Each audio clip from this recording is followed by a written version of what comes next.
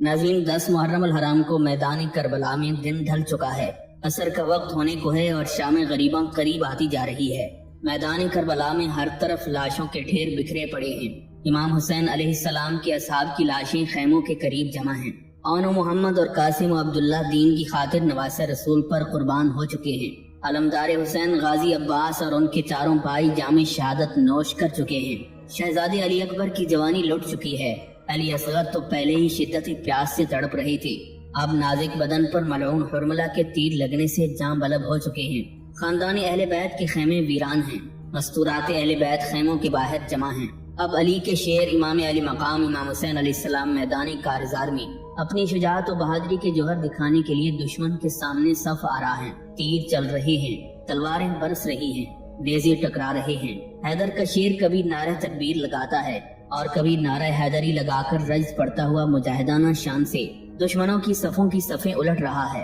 तैग़े इमाम अली मकाम चल रही है और दुश्मन जहन्नम वासिल होते जा रहे हैं। उमर इब्न साद बराबर अपने सिपाहियों को गैरत दिलाता जा रहा है। सिपाह यजीद बढ़ बढ़कर हमले कर रही है। मोहम्मद का नवासा 3 दिन का प्यासा अपने फराइज़ मनसबी को पूरा कर रहा है। अब इमाम अली मकाम इमाम हुसैन अलैहिस्सलाम ने यजीदी लश्कर के सामने इत्माम हुज्जत की खातिर अपना आखिरी खुतबा इरशाद फरमाया। फिर आप फरमाने लगे, मैं उस खानदान से हूँ जिस खानदान का हर बच्चा शेर होता है और मैदानी जंग को बाजीजा तिफला समझता है। तुम में से जिस किसी को मौत की आगोश में जाना हो वो मैदान में निकलकर मेरा मुकाबला करे। ये कहकर इमाम अली मकाम अपने मद्दे मुकाबल का इंतजार करने लगे। लेकिन आपकी हैबत कोफियों पर ऐसी छाई हुई थी कि किसी को आपके मुकाबले में निकलने की जरूरत न हुई। सब कोफी खाइफ और तरसा एक दूसरे का मुंह देख रहे थे। कुछ वक्फे के बाद इमाम अली मकाम ने कहा, दगाबाज और मक्कार बुज़दिल होते हैं, तुम भी बुज़दिल हो। ऐ उमर साद, किसी को लड़ने के लिए भेज। उमर साद ने अपने चंद सरदारों से कहा, लेकिन उन्होंने हीले बहाने कर दिए और कोई भी मैदान में नहीं आया।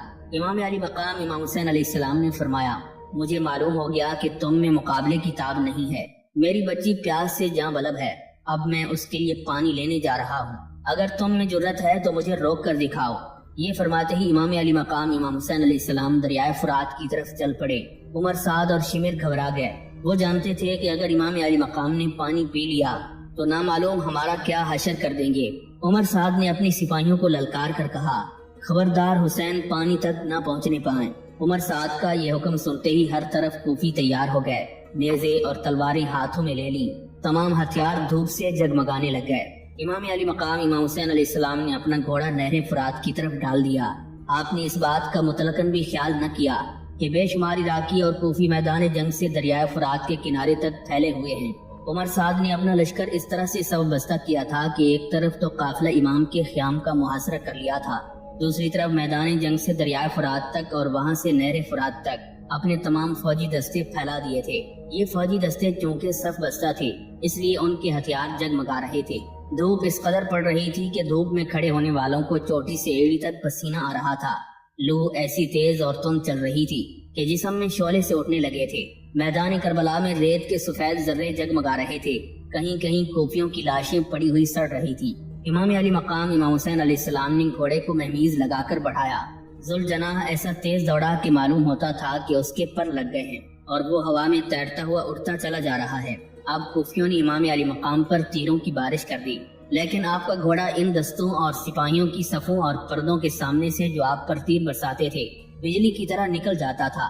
कोई एक तीर भी आपके घोड़े पर नहीं लगा।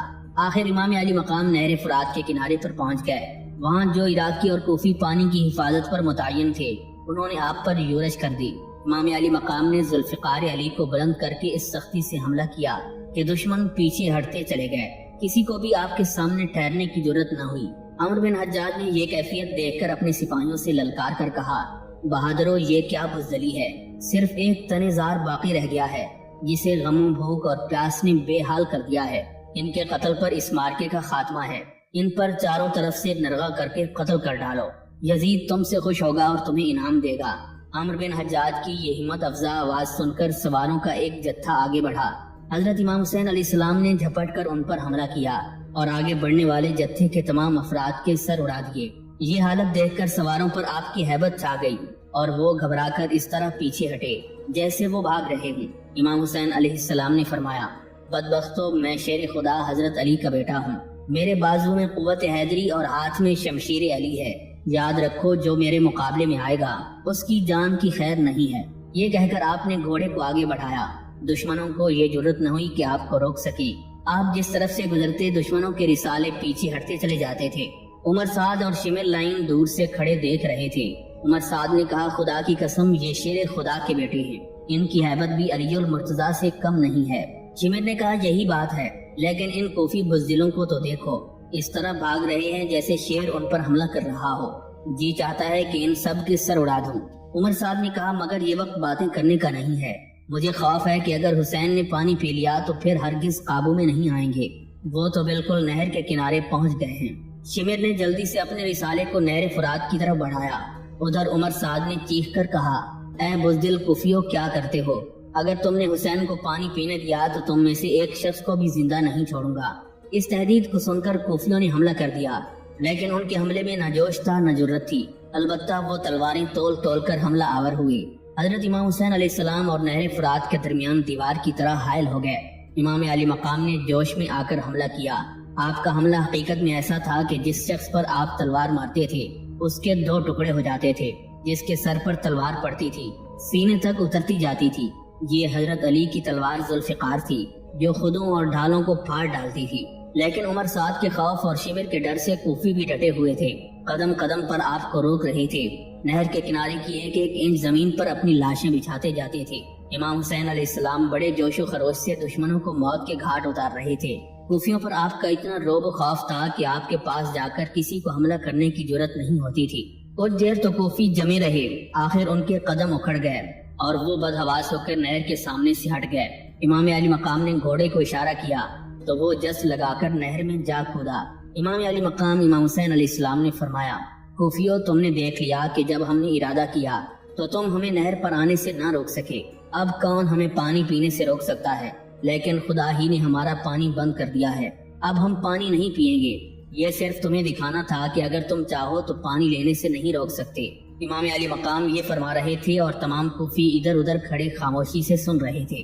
اب عمر سعد اور عمرو بن حجاج نے لوگوں کو ترغیب دی کہ امام پر تیروں کی بارش کر دیں۔ امام علی مقام نہر کے بیچ میں کھڑے تھے، اوپر سے سورج اپنی تیز شعاعیں ڈال رہا تھا، سخت دھوپ پڑ رہی تھی، لو کے تیز و تند جھونکے چل رہے تھے، لیکن پانی میں کھڑے رہنے سے دھوپ اور لو دونوں باتوں سے امن تھا۔ امام حسین علیہ السلام کے پیر پانی میں تھے، نہر کا پانی نہایت ٹھنڈا تھا، لیکن اس سے امام علی مقام کی پیاس کو کوئی فائدہ نہ پہنچا۔ جب کوفیوں نے حضرت امام حسین علیہ السلام پر تیروں کی بارش شروع کی تو آپ نہر میں سے نکل آئے، لیکن کئی تیر آپ کے تن نازک میں پیوست ہو گئے، جس سے آپ مجروح ہو گئے۔ آپ کو غصہ آ گیا، آپ نے نیزہ لے کر گھوڑے کو دوڑایا اور جو کوفی آپ کے قریب کھڑے تھے ان پر حملہ کر دیا۔ 50-60 کوفیوں کو وہیں ڈھیر کر دیا۔ کوفی یہ دیکھ کر سہم گئے، انہیں کھڑے رہنے کی ہمت نہ ہوئی اور پشت پھیر پھیر کر بھاگنے لگے۔ کوفیوں کا لشکر جو میلوں تک پھیلا ہوا تھا جنبش میں آ گیا۔ جو لوگ امام حسین علیہ السلام سے میلوں کے فاصلے پر تھے وہ بھی یہ خیال کر کے کہ کہیں امام علی مقام حملہ کرتے ہوئے وہاں تک نہ آ جائیں، خوف و دہشت سے کانپ رہے تھے۔ حضرت امام حسین علیہ السلام کبھی نیزہ اور کبھی تلوار سے حملے کرتے تھے اور ہر حملے میں 2-2 4-4 کوفیوں کو قتل کر ڈالتے تھے۔ عمر سعد دیکھ رہا تھا، اس نے کہا، تعجب ہے کہ حسین جو زخموں سے چور ہیں، جو غموں سے نڈھال ہیں، جن کے جسم میں طاقت ہے نہ خون ہے، اب بھی قابو سے باہر ہیں۔ شمر نے کہا، میں بھی حیران ہوں، ساتھ ہی کوفیوں اور عراقیوں کی بزدلی پر بھی غصہ آ رہا ہے۔ میری سمجھ میں یہ بات آئی ہے کہ میں اہل بیت کے خیموں پر حملہ کر دوں۔ جب امام حسین علیہ السلام یہ دیکھیں گے تو نہر فرات سے واپس لوٹیں گے، یقین ہے کہ اس وقت کوفی انہیں مار ڈالیں گے۔ عمر سعد نے خوش ہو کر کہا، یہ نہایت اچھی تدبیر ہے، فوراً اس پر عمل کرنا چاہیے۔ چنانچہ شمر لائن اپنے 10 نامور لوگوں کو لے کر اہل بیت کے خیموں کی طرف چلا اور عمر سعد نے بلند آواز سے کہا، اب فضول لڑتے ہو، ہتھیار ڈال دو، میں نے تمہارے اہل بیت کے لوٹے جانے کا حکم دے دیا ہے۔ حضرت امام حسین علیہ السلام شمر لائن کو خیموں کی طرف جاتے دیکھ کر بے چین ہو گئے۔ شمر اپنے ساتھیوں کو لیے ہوئے اہل بیت کے خیموں کی طرف بڑھا چلا جا رہا تھا۔ حضرت امام حسین علیہ السلام نے بلند آواز سے کہا، اے شمر، افسوس تجھ سے دینداری رخصت ہو گئی، آخرت کا خوف بھی باقی نہ رہا، قرابت داری کا لحاظ بھی جاتا رہا، شرافت کا جنازہ بھی نکل گیا۔ میں ابھی زندہ ہوں، میرے اہل و عیال پر دست درازی کا ارادہ بھی نہ کرنا۔ لیکن شمر ایسا کب تھا کہ وہ آپ کی بات سنتا اور مان جاتا، یا اسے شرم و ندامت دامنگیر ہوتی؟ اس نے کوئی جواب نہ دیا اور نہ ہی واپس لوٹا۔ बल्कि बराबर बढ़ता रहा। हजरत इमाम हुसैन अलैहिस्सलाम को हमियत और गैरत से जोश आ गया। आपने घोड़ा सर पर दौड़ाया और शिमिर और उसके साथियों के पास आकर इस शिद्दत से हमला किया कि शिमिर के 2 साथियों को मार डाला। शिमिर ऐसा संग दिल था कि उसे अब भी हजरत इमाम हुसैन अलैहिस्सलाम पर रहम न आया और न ही वो अपने इरादे से बाज आया। उसके करीब ही पैदल सिपाही थे। उसने उन्हें हमला करने का इशारा किया। सबसे अगला दस्ता, जिसमें 1000 सिपाही थे, उन्होंने बढ़कर इमाम अली मकाम पर हमला कर दिया। क्योंकि इमाम अली मकाम को गुस्सा आ रहा था, आपने ढाल पर कुफियों के वार रोककर शिद्दत से हमला किया कि पैदल सिपाही काई की तरह फट गए। आप घोड़े को दौड़ा दौड़ा कर हमला करते थे और हर हमले में 2-2, 3-3 कुफियों को तहत कर रहे थे।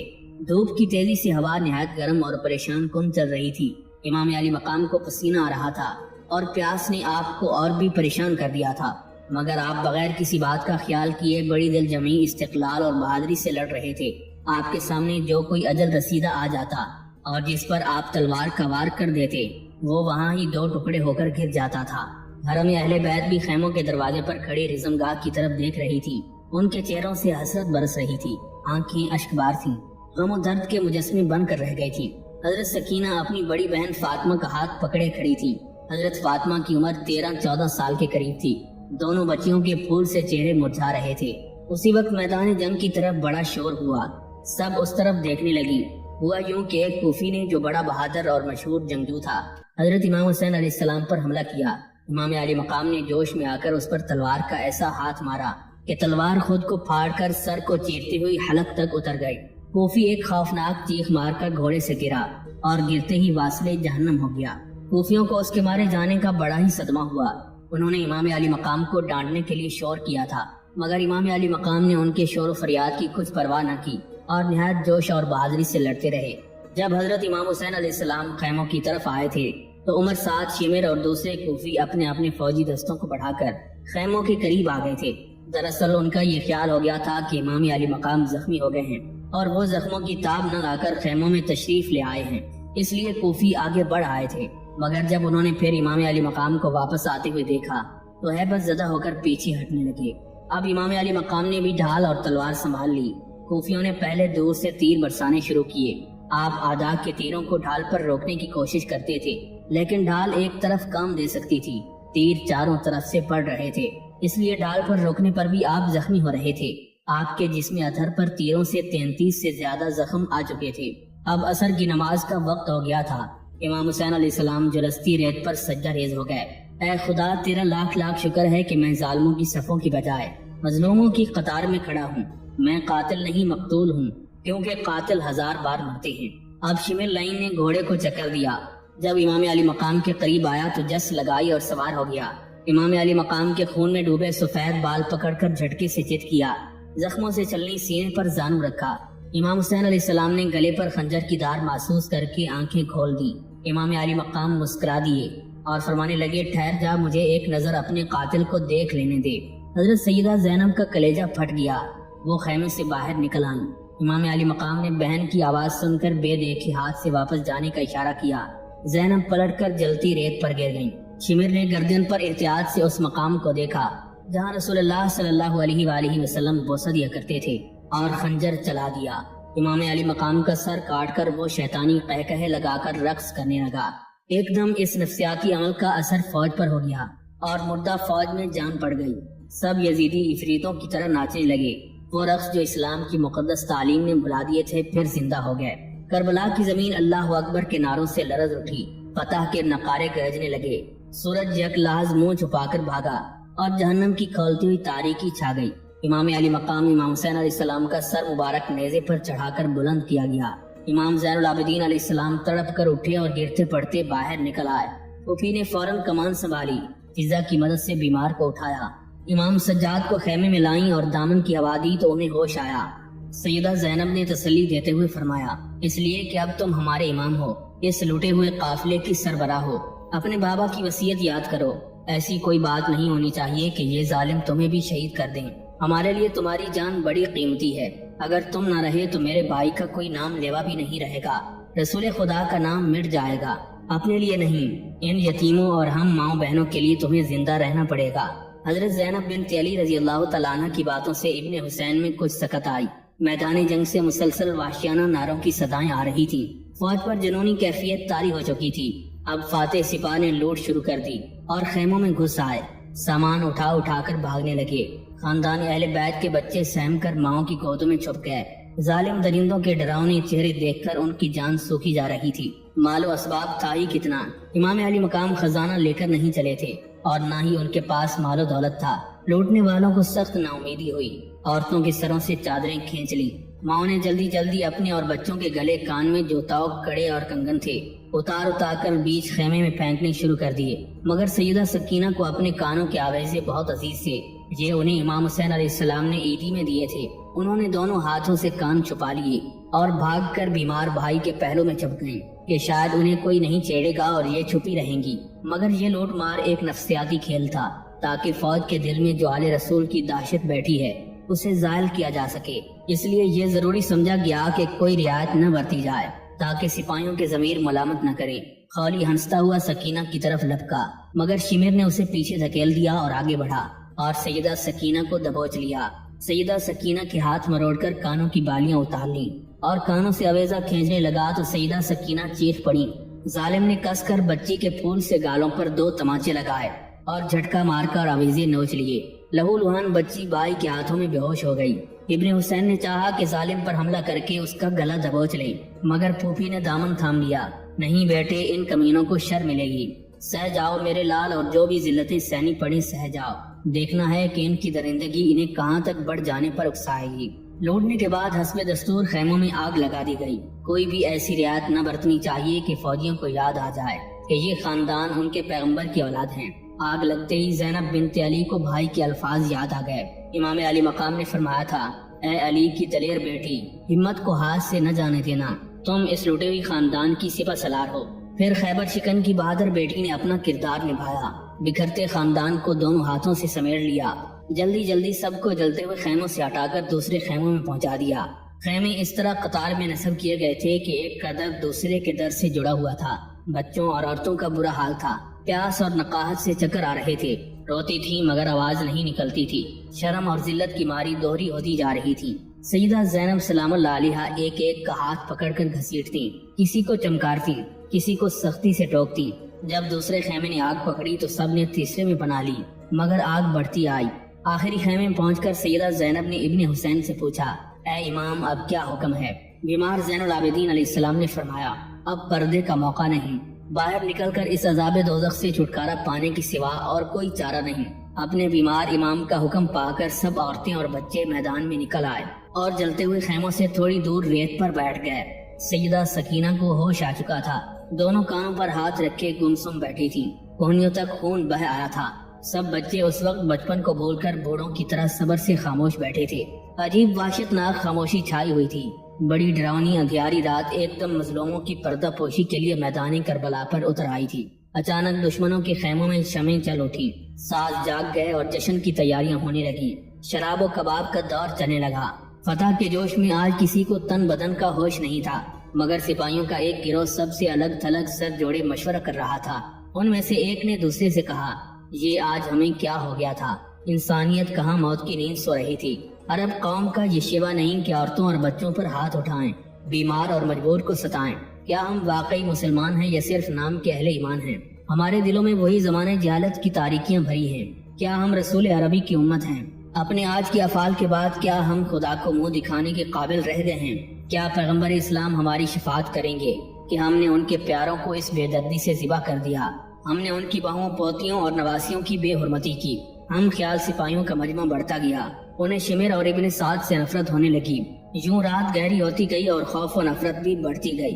चंद सरदार जमा होकर मशवरे के बाद इब्ने साद के पास पहुंचे और उसे मुलामत करने लगे। कम वक्त तेरे कहने में आकर हमने ये जुल्म कर डाला। जी चाहता है कि अब तेरा नामो निशान भी इस दुनिया से मिटा दी। खुदा तुझे गारत करे। तुझे हुसैन इब्ने अली से दुश्मनी थी, मगर इन सिपाहियों और नन्हे बच्चों ने तेरा क्या बिगाड़ा था?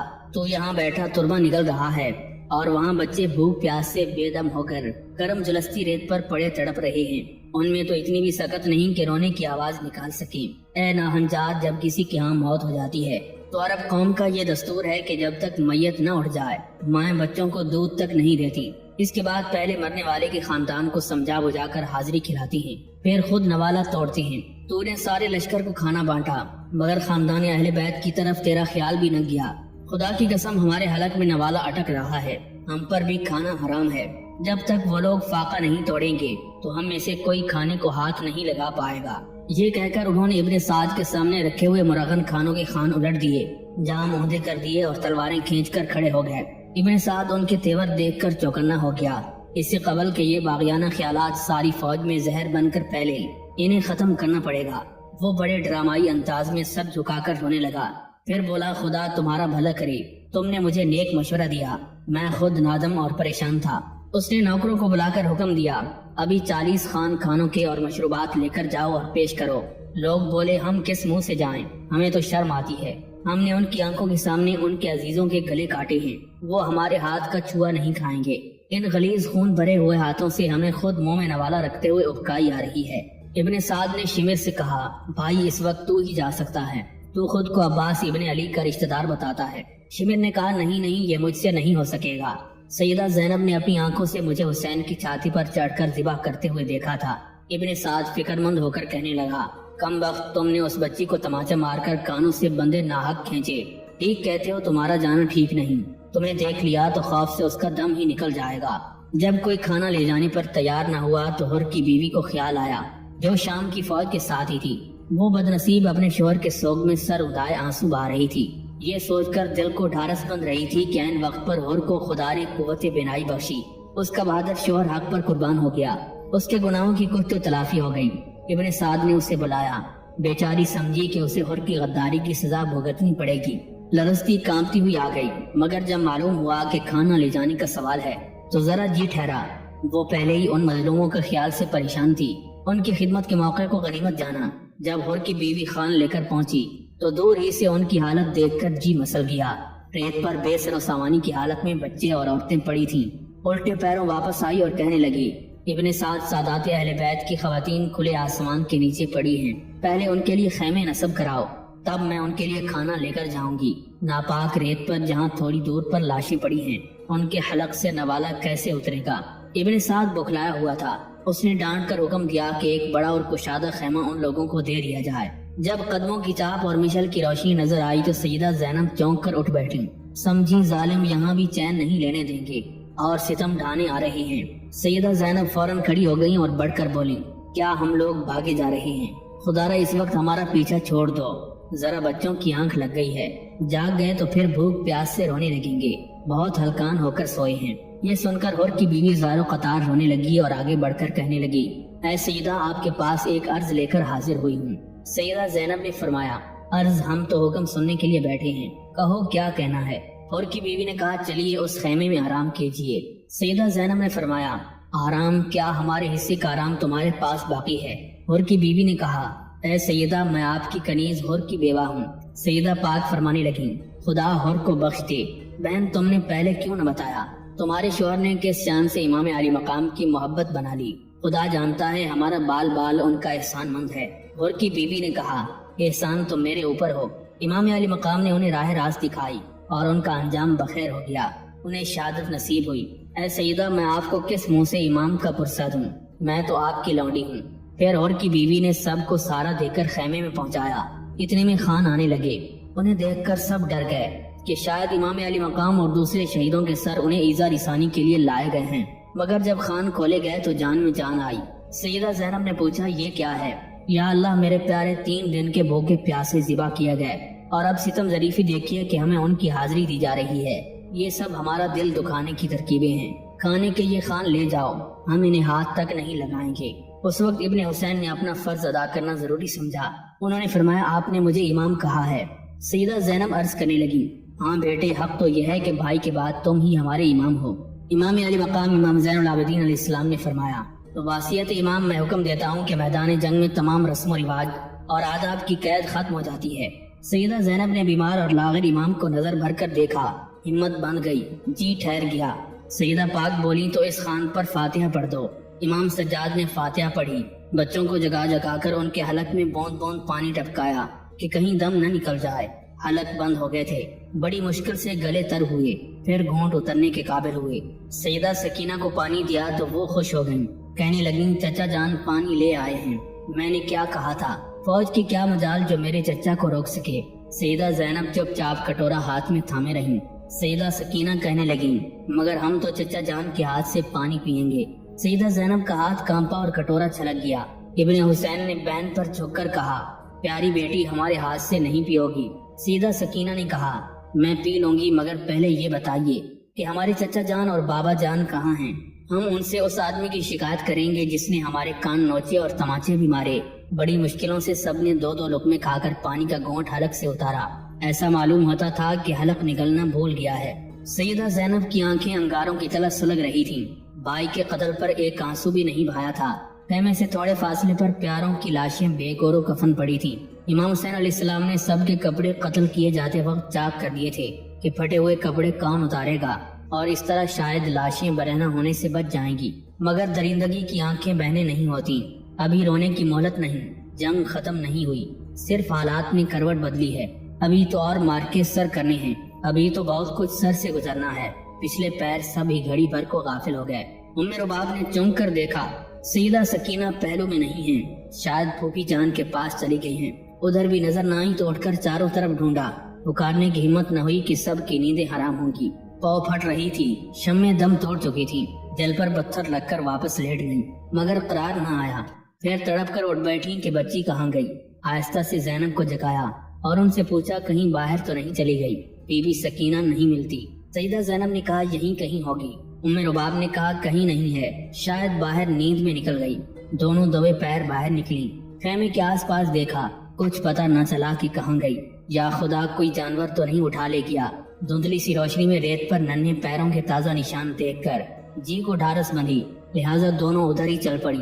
مقتل تھوڑے فاصلے پر تھا، ابھی ٹھیک سے اجالا نہیں ہوا تھا، کوئی پہرے دار بھی گھومتا ہوا دکھائی نہ دیا کہ جس سے پوچھتی۔ سب ہی تھکے ہارے گھوڑے بیچ کر سوئے تھے۔ دور دھندلکی میں کوئی چیز ہلتی ہوئی نظر آئی، یہ ادھر ہی لپکی۔ انہوں نے دیکھا کہ سیدہ سکینہ بابا کی سرکٹی کچلی ہوئی لاش کے سینے پر سر رکھے سو رہی ہیں۔ شاید کوئی خواب دیکھا تھا جو کروٹ بدلی۔ ام رباب نے بمشکل اپنی چیخوں کو روکا اور جھک کر بچی کو اٹھانے لگی۔ امام علی مقام کی لاڈلی بچی مچل کر کہنے لگی نہیں ہم بابا جان کے پاس سوئیں گے۔ سیدہ زینب نے بچی کو اٹھا لیا۔ نہیں میری شہزادی۔ سیدہ سکینہ بخار میں جھلس رہی تھی۔ سیدہ زینب فرمانے لگیں بابا بہت گہری نیند سوئے ہیں، ہم نے انہیں جگایا نہیں، وہ چپکے سے لیٹے رہے۔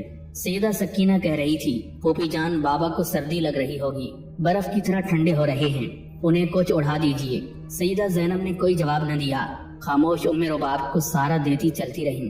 ام رباب کے پیر قابو میں نہیں تھے، قدم قدم پر ٹھوکریں کھا رہی تھی۔ سیدہ سکینہ نے کہا بابا جان نے ہمیں پیار کیوں نہیں کیا؟ کیا وہ ہم سے خفا ہیں؟ ام رباب کے صبر کا دامن چھوٹ گیا، دبی ہوئی چیخ نکل گئی۔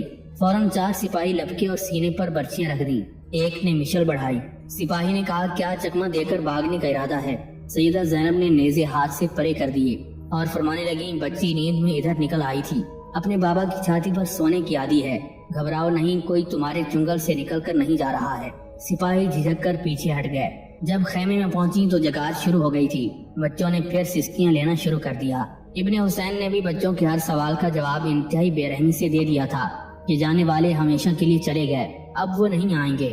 بچے پھٹی پھٹی آنکھوں سے دیکھتے سنتے جیسے واقعی سب کچھ سمجھ گئے ہوں۔ تھوڑی دیر کے بعد پھر ضد کرنے لگتے بابا جان کے پاس چلو، عباس چچا کو بلاؤ، اکبر بھائی کہاں چلے گئے، اور محمد کب تک باہر کھیلتے رہیں گے، ہم بھی ان کے پاس جائیں گے، قاسم بھیا کب آئیں گے؟ سیدہ کبرا روتی ہیں۔ بچوں کی باتیں سن کر اور جی کو وحشت ہونے لگتی ہے۔ پھر 11ویں محرم کی صبح آئی تو اپنے جلوں میں نئی قیامتیں لائیں۔ ابن سعد نے ایک مجلس سے مشاورت مرتب کی کہ چند سرداروں اور سپاہیوں کا رویہ گزشتہ شب نازیبہ حد تک باغیانہ تھا۔ یہ جراثیم اگر فوراً ہی ختم نہ کر دیے گئے تو وبا بن سکتی ہیں۔ ایسے خیالات رکھنے والوں پر کڑی نگرانی کی ضرورت ہے۔ کوفہ پہنچ کر ان کا پکا انتظام کرنا بے حد لازمی ہو جائے گا۔ ان کی یہ زبانی ہمدردیاں ہنگامہ بھی بن سکتی ہیں۔ تھوڑا بہت انتظام کو اسی رات ہو گیا تھا۔ وہ جو بڑھ بڑھ کر بولتے تھے ان سے زیادہ جوشیلے تو اسی رات غائب کر دیے گئے تھے۔ سینکڑوں لاشوں میں چند اور لاشیں، کوئی شبہ پیدا نہیں ہو سکتا۔ باقی مشتبہ لوگوں پر مخبر تعینات کر دیے گئے۔ شامیوں کی لاشیں بڑی مستعدی سے دفن کی جا رہی تھیں، لیکن آل رسول کی لاشیں اسی طرح چلچلاتی ہوئی دھوپ میں پڑی تھی۔ منادی کرا دی گئی کہ انہیں دفن نہ کرنے دیا جائے۔ حکم نہ ماننے کی سزا موت سے بدتر ہوگی۔ کسی صورت میں نرمی نہیں برتی جائے گی، ورنہ لوگوں کو مغالطہ ہو جائے گا کہ پچھتاوے اور توبہ کا مرض وبائی ہوتا ہے۔ ہر ممکن اور ناممکن طریقے سے یہ ثابت کرنا نہایت اہم تھا کہ حسین ابن علی غدار تھے۔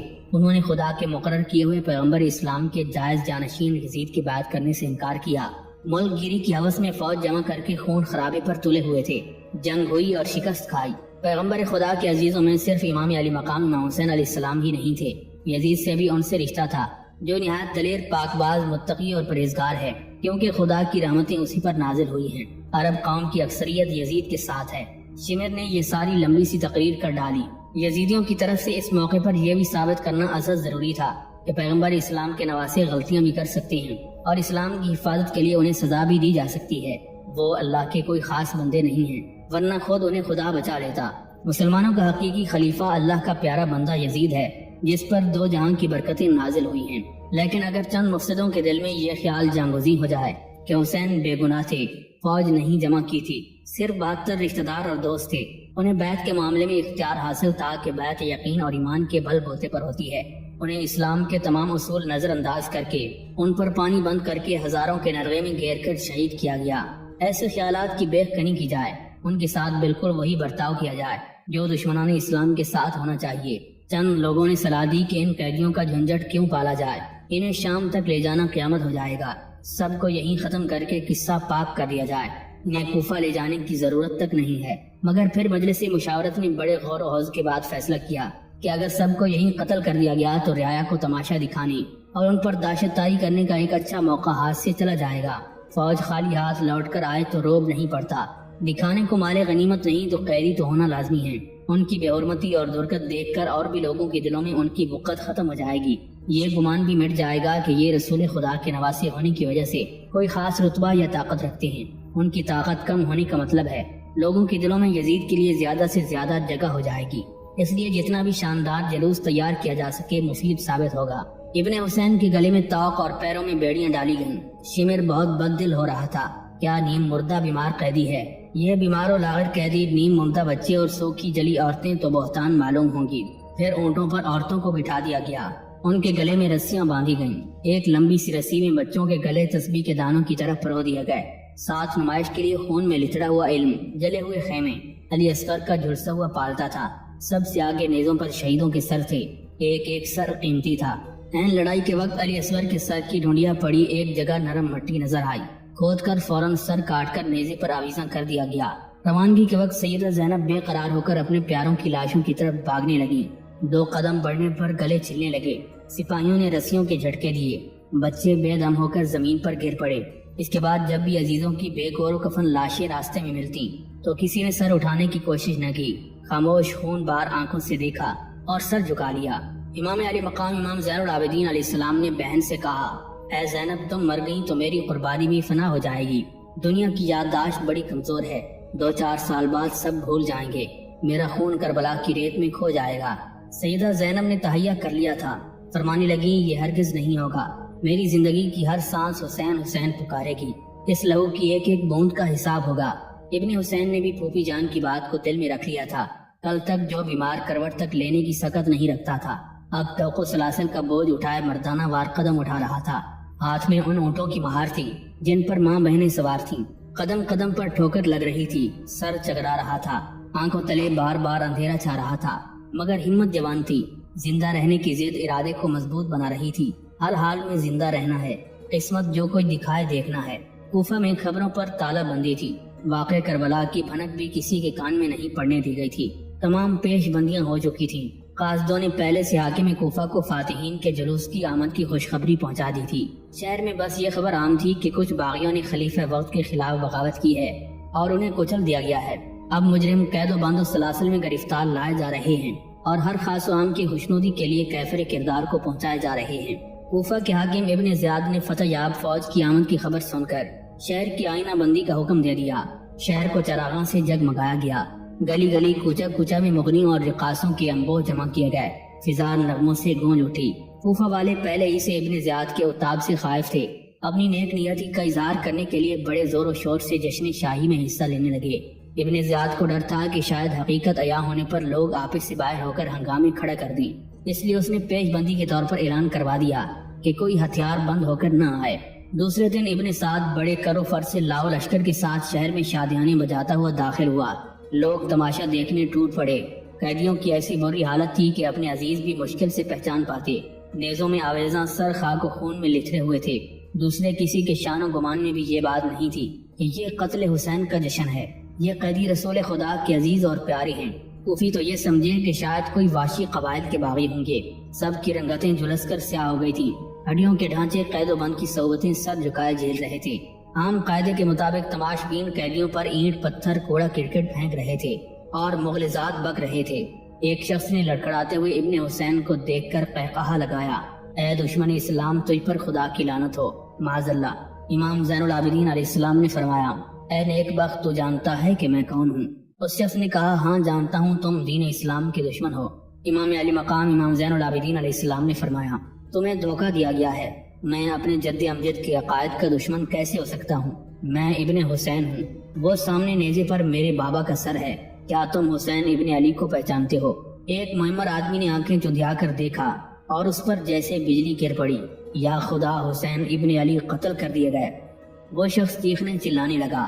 آگ کی طرح یہ خبر مجمع میں پھیل گئی۔ لوگ آنکھیں پھاڑ پھاڑ کر تیروں پر چڑھے سر دیکھنے لگے، پہچان کر پاگلوں کی طرح بال نوچ کر سر پیڑنے لگے۔ ایک کوہرام مچ گیا۔ لوگوں نے حملہ کر کے سروں کو چھیننے کی کوشش کی۔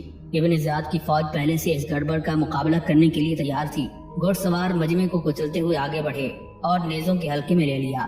جلدی جلدی سب قیدیوں کو قلعے میں پہنچا دیا گیا۔ یہ جشن ماتم حسین میں تبدیل ہو گیا۔ ہر گھر سے رونے پیٹنے کی آوازیں اٹھنے لگیں، یا خدا، حسین ابن علی قتل کر دیے گئے۔ یہ خبر آگ کی طرح ہر طرف پھیل گئی۔ یہ سن کر پہلے تو کوفے والوں پر سکتہ طاری ہو گیا۔